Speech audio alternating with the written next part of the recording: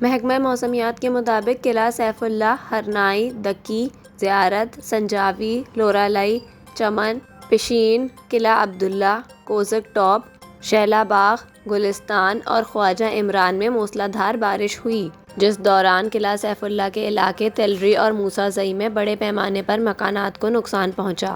دوسری جانب شدید بارشوں کے باعث دیگر مختلف شہروں کے پہاڑی برساتی ندی نالوں میں اونچے درجے کا سیلاب ہے، جبکہ دکی، قلعہ سیف اللہ اور لورالائی میں 6 افراد ریلوں میں بہہ گئے جن کی تلاش جاری ہے۔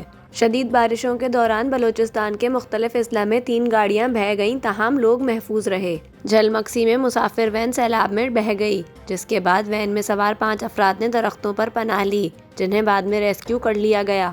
ذرائع کے مطابق جھلمکسی میں ہی کار ریلے میں بہہ گئی، جس دوران ڈرائیور کو بچا لیا گیا۔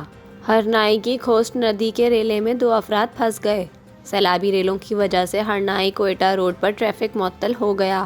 مزید برآں دریائے بولان میں طغیانی کے باعث مچھ میں سوئی گیس پائپ لائن کی مرمت شروع نہ ہو سکی ہے۔